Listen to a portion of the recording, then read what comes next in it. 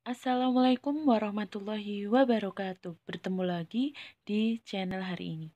Dalam video hari ini kita akan membahas tentang kebahasaan teks persuasif. Semoga kalian dalam keadaan sehat ya. Bisa kita mulai? Nah, kaidah kebahasaan pada teks persuasif yang pertama adalah kata kerja menyatakan penjelasan. Yang kedua, konjungsi menyatakan tujuan dan penjelasan. Ketiga, konjungsi kausalitas atau konjungsi sebab akibat. Keempat, kata ajakan dan kata larangan. Yang kelima adalah penggunaan partikel lah dan kah. Yang keenam, adanya kata teknis. Yang ketujuh adalah kata kerja mental. Nah, itu tadi kaidah kebahasaan. Mari kita bahas satu persatu. Kaidah kebahasaan yang pertama adalah kata kerja menyatakan penjelasan. Dapat dipahami bahwa kata kerja adalah suatu kata yang berfungsi untuk menjelaskan suatu tindakan. Nah, kata kerja menyatakan penjelasan ini adalah berfungsi untuk menjabarkan, menguraikan dari suatu pengertian. Contoh kata kerja yang menyatakan penjelasan merupakan, adalah, ialah, yaitu. Kaidah kebahasaan yang kedua adalah konjungsi menyatakan tujuan. Konjungsi adalah kata hubung. Nah, konjungsi menyatakan tujuan adalah kata hubung yang bermaksud untuk menyatakan suatu maksud atau tujuan terciptanya teks persuasif tersebut supaya pembaca lebih yakin dengan argumen yang disampaikan oleh penulis. Konjungsi menyatakan tujuan bisa kalian gunakan dengan kata agar, supaya, untuk. Selanjutnya, kaidah kebahasaan pernyataan ajakan.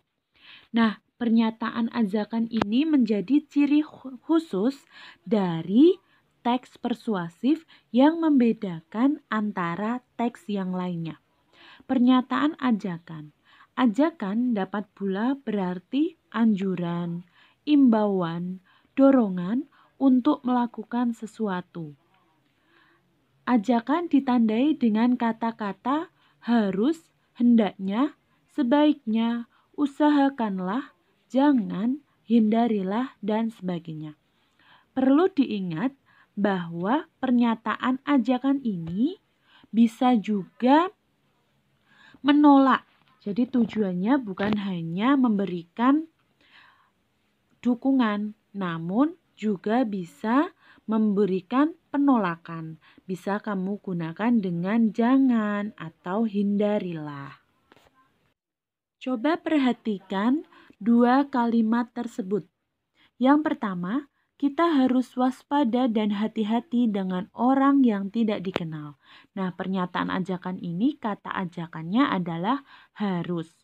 Yang kedua, jadikanlah media online sebagai sarana untuk belajar. Nah, pernyataan ajakannya adalah jadikanlah. Seperti itu ya.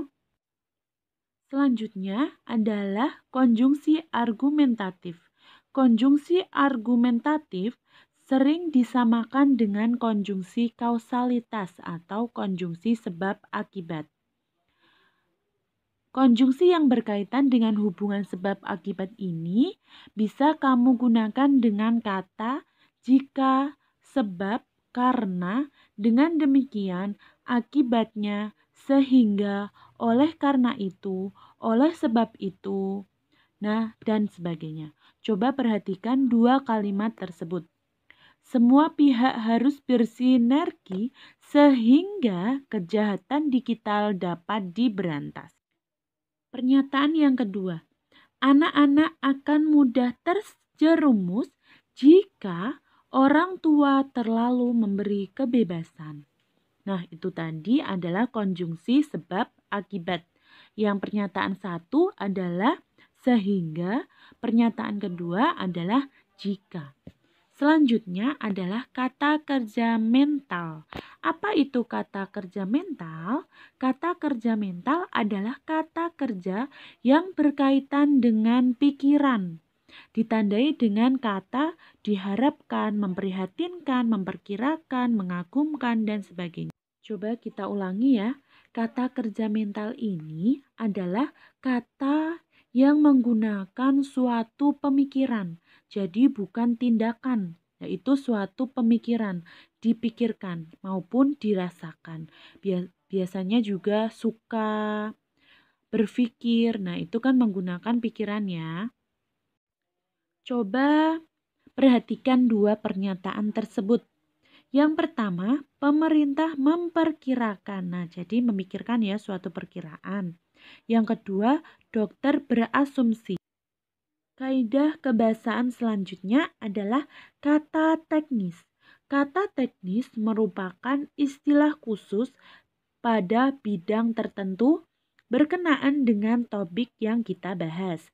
Misalnya teks persuasif itu berkaitan dengan bidang pendidikan, maka kata-kata istilahnya berkaitan dengan pendidikan. Coba perhatikan dua pernyataan tersebut. Pada bidang kesehatan, pastinya terdapat kata dokter, perawat, pasien. Sedangkan kalau pendidikan itu paling ada adalah kata guru, siswa, kurikulum, sekolahan, kelas, dan sebagainya.